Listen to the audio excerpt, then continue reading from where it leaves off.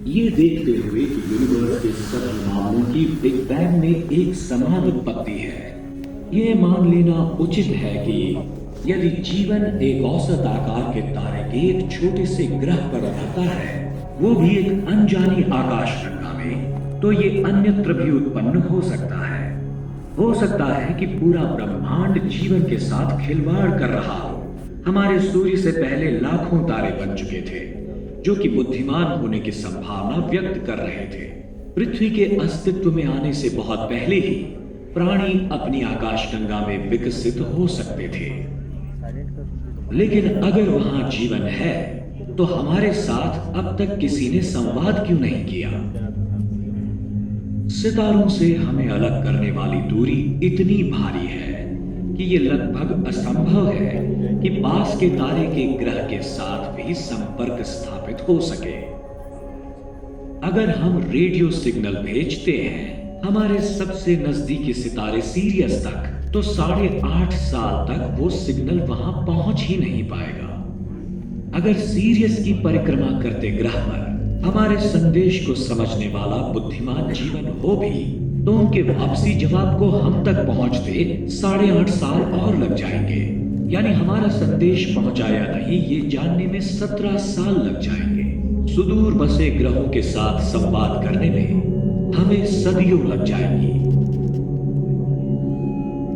पर इसने अमेरिकन खगोल शास्त्री फ्रैंक ड्रेक को नहीं डगमगाया, जिन्होंने 24,000 प्रकाश वर्ष दूर स्थित गोलाकार क्लस्टर हर्क्यूलिस कॉन्स्टलेशन में रेडियो संदेश भेजे। उसे उम्मीद थी कि 5 लाख सितारों में से कम किसी एक का एक ग्रह हो सकता है जिसमें उन्नत प्राणी जीवन हो, जो वापसी संदेश भेजने में सक्षम हो। ड्रेक और कार्ल सेगन जैसे खगोलविदों ने आने वाले संकेतों का पता लगाने की भी कोशिश की, जो 500 निकटतम सितारों में से आ रहे थे, पर अब तक ये कोशिश कामयाब नहीं हुई। अगर हमें कभी संकेत प्राप्त होते हैं किसी अलौकिक सभ्यता से, तो ये इतिहास की सबसे बड़ी खबर होगी। अब रेडियो सिग्नल एक बात है, लेकिन क्या संभावनाएं हैं कि हम कभी गहरे अंतरिक्ष में जाएं और ऐसी किसी जगह पर अलौकिक प्राणियों से मिलें? आधुनिक तकनीक के साथ एक अंतरिक्ष यान लगभग 50,000 किलोमीटर प्रति घंटे की यात्रा कर सकता है। अगर हम आज अपने सबसे करीबी स्टार अल्फा सेंटोरी के लिए यात्रा आरंभ करें, तो इसमें हमें लगभग 100,000 साल लग सकते हैं।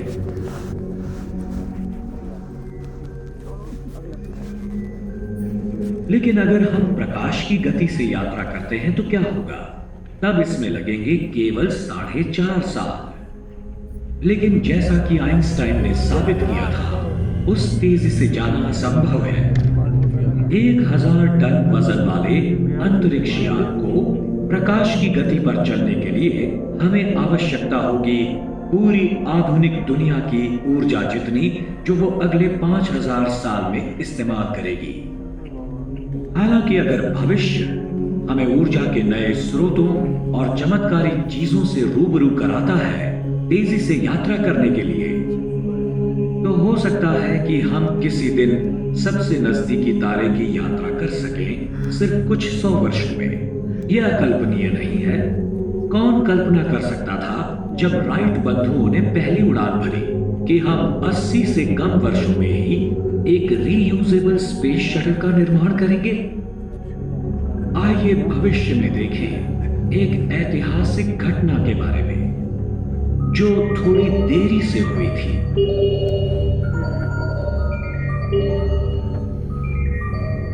हमारा उपग्रह सौर ऊर्जा स्टेशन आज सुबह एक उल्कापिंड से टकरा गया था। माइक्रोवेव ट्रांसमीटर डैमेज हो गया था, पर हमारा रिपेयर स्टाफ वहां टेक्नीशियंस के साथ पहुंच गया है और उम्मीद है ट्रांसमीटर कुछ ही घंटों में चालू हो जाएगा। ऊर्जा मंत्री इस दुर्घटना के कारण बिजली में हुई कटौती के लिए खेद व्यक्त करते हैं। ऐसी देरी मामूली है और एक जबरदस्त अंतरिक्ष मिशन के लिए तैयारी जारी है। The Indian space port 1000 ton की स्टारशिप चंद्रगुप्त को लॉन्च करने वाला है, जिसका नाम एक प्राचीन भारतीय सम्राट के नाम से रखा गया है। इसका लक्ष्य है पृथ्वी से परे एक सभ्यता के साथ पहला सीधा संपर्क बनाना। एक ऐसी यात्रा जो 100 खरब किलोमीटर की दूरी तय करेगी। इसका ऐतिहासिक प्रसारण दुनिया भर में देखा जाएगा।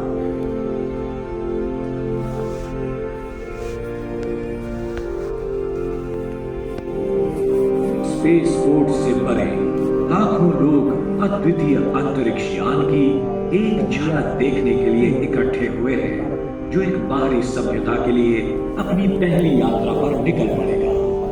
चंद्रगुप्त की यात्रा होगी 600 साल। गंतव्य स्टार एप्सिलॉन एरिडानी है, जहां से चारों ओर रेडियो दूरबीन है, जो दुनिया भर से निरंतर रेडियो सिग्नल प्राप्त कर रही है। सभी एस्ट्रोनॉट्स 123 पुरुष और महिलाएं अंतरिक्ष यान में प्रवेश कर चुके हैं और इसे सील कर दिया गया है। दुनिया ने उन नायकों के चालक दल को विदाई दी जो बिना किसी वापसी की ये यात्रा शुरू करने की हिम्मत रखते हैं। वर्तमान एस्ट्रोनॉट्स अपना सारा जीवन अंतरिक्ष यान में बिताएंगे, जैसा कि उनके बच्चे और उनके पोते इत्यादि करेंगे। सदियों की यात्रा और कई पीढ़ियों के बाद ये मिशन आज के दल के दूर के वंशजों द्वारा पूरा किया जाएगा। 10, 9, 8, 7, 6, 5, 4, 3, 2, 1, take off!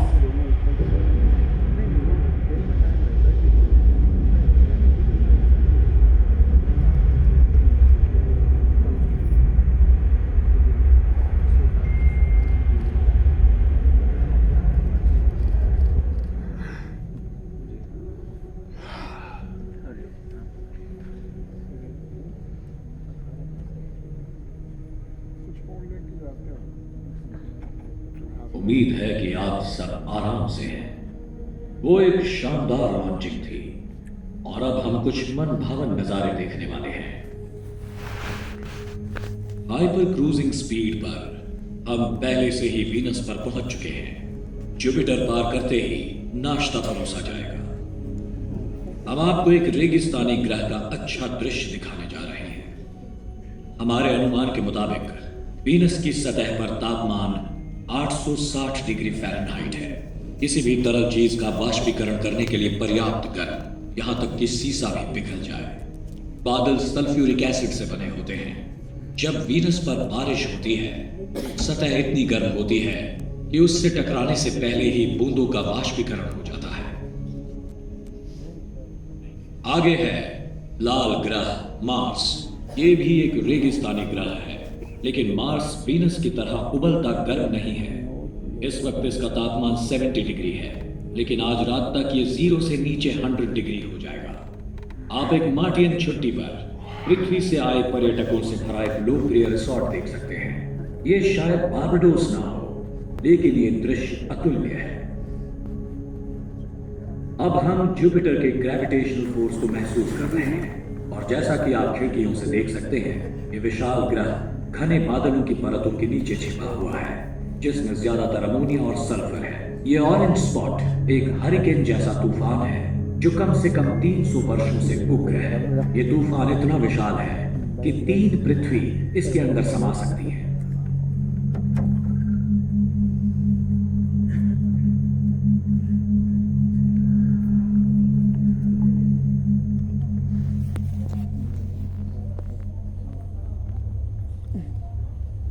जैसे ही हम शनि यानी कि सैटर्न और इसके प्रसिद्ध छल्लों के पास से उड़ेंगे, आपको आश्चर्य होगा।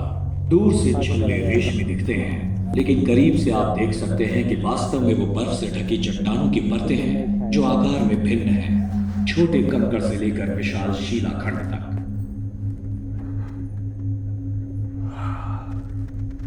आगे है टाइटन, सैटर्न का एक मून जो मर्क्यूरी से भी बड़ा है।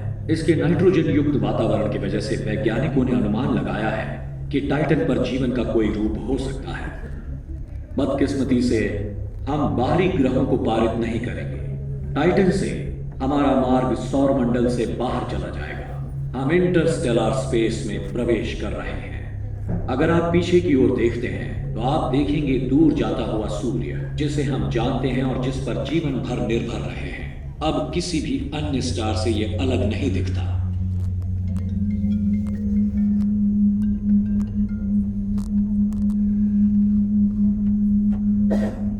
इंटरस्टेलर स्पेस के भूतिया पर सुंदर अपार शून्य अवकाश में दिन मानो उड़ने लगते हैं और जल्द ही ये चालक दल अवकाश में अपनी पहली सालगिरह मना रहा है। रेडार हमारे पथ में सीधे एक अजीब चीज दिखाता है। हालांकि कोई समस्या नहीं है। हमें मिली है हमारे पूर्वजों द्वारा सैकड़ों साल पहले यहां भेजी गई कुछ चीजें। ये है वॉयेजर अंतरिक्ष यान। इसकी सामग्री में पृथ्वी से ध्वनियों से भरा एक डिस्क है। बैक और चक बेरी से लेकर वैदिक भजनों तक सब कुछ। अगर वॉयेजर एलियंस के हाथों लग जाए तो ये उम्मीद थी कि संगीत शायद यूनिवर्सल लैंग्वेज के तौर पर काम आए। और अंतरिक्ष यान चंद्रगुप्त आगे और आगे चलता रहता है। साल दशकों में और दशक सदियों में बदल जाते हैं। नई पीढ़ी पैदा होती है और वो स्पेसशिप में ही अपना संपूर्ण जीवन बिताती है, अपने माता पिता द्वारा शिक्षित होने में और अपने बच्चों को इस मिशन के बारे में सिखाने में और ब्रह्मांड की प्रकृति समझने में। ये इतिहास की वो युवा पीढ़ी है जो अंतरिक्ष में जन्मी है, अंतरिक्ष में ही पली बढ़ी है और अंतरिक्ष शिक्षित है।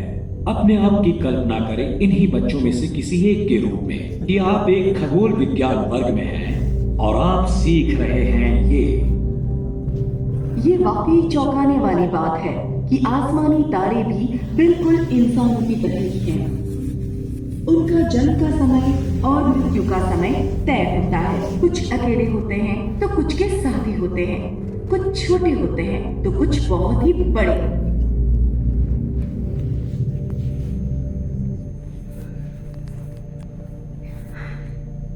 और ये बात सिर्फ सितारों के लिए ही नहीं, हमारी आकाश गंगाओं के लिए भी उतनी ही सच है। आकाश गंगाएं सभी आकृति और आकार में होती हैं। वे एक दूसरे से टकराती भी हैं और कभी कभी एक आकाश गंगा दूसरी आकाश गंगा को निगल भी सकती है। अजीब बात है। हालांकि अंतरिक्ष यान के लोग पृथ्वी से हैं, लेकिन उन्होंने कभी भी अपना ग्रह नहीं देखा। उन्होंने कभी किसी ग्रह पर पैर नहीं रखा। अंतरिक्ष यान एक शक्तिशाली दूरबीन से लैस है, लेकिन पृथ्वी देखने में बहुत छोटी है और सूर्य अरबों सितारों में से एक। आखिरकार जिसका इंतजार था वो दिन आ चुका है। अंतरिक्ष यान में सदियों से मौजूद नीरस अस्तित्व अचानक उत्साह में बदल गया और ये सब शुरू हुआ कंट्रोल रूम में एक खोज के साथ। देवियों और सज्जनों, मुझे ये घोषणा करते हुए प्रसन्नता हो रही है कि हमने स्टार एप्सिलॉन एरिडानी के पास ही एक ग्रह देखा है। इससे भी अहम बात यह है कि हमें इससे रेडियो संकेत मिले हैं और हम अपने टेलीस्कोप को कैलिब्रेट कर रहे हैं ताकि हमें इस ग्रह की डिटेल्ड इमेजेस मिले। यह निश्चित रूप से प्रतीत होता है कि हमें बुद्धिमान जीवन के कुछ रूप दिखने वाले हैं जो सपना हमारे पूर्वजों ने देखा था। क्या लगता है ये ग्रह कितना बड़ा होगा? ये एक बहुत ही छोटा ग्रह लगता है। मेरी गणना से तो इसका क्षेत्र पृथ्वी की सतह का 10वां हिस्सा है। इस तरह के कम गुरुत्वाकर्षण के साथ वहां के प्राणी बहुत पतले और लंबे होने चाहिए। ओह, मुझे लगता है मुझसे गणना में कुछ गलती हो गई। मैंने उसे बांट दिया जबकि मुझे उसका गुणा करना चाहिए था। इसकी सतह का गुरुत्वाकर्षण पृथ्वी के मुकाबले 10 गुना ज्यादा मजबूत है। यानी हम छोटे और मोटे प्राणियों से मिलने वाले हैं। ये बहुत ठंडे ग्रह जैसा दिखता है। हो सकता है इनके बदन पर फर हो या फर जैसा ही कुछ।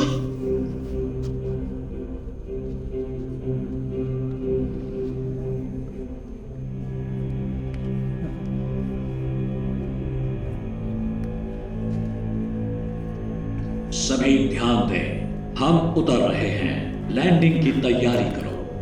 हमारा उनसे सामना होगा। क्या वो हमारा स्वागत करेंगे या हम पर हमला करेंगे? आपको ये जानकर प्रसन्नता होगी कि हम स्वागत के संकेत प्राप्त कर रहे हैं। ऐसा लग रहा है कि उनके कंप्यूटर्स हमारी भाषा समझ रहे हैं। वो हमें लैंड होने के लिए आमंत्रित कर रहे हैं और हमने इस निमंत्रण का स्वीकार किया है। हमारे पूर्वजों का सपना पूरा होने वाला है। हम बस ये जानने की कोशिश करेंगे कि परग्रहवासी कैसे होंगे। हम उनसे बातचीत कैसे करेंगे? क्या मित्रता की भाषा पूरे ब्रह्मांड में एक जैसी होती है?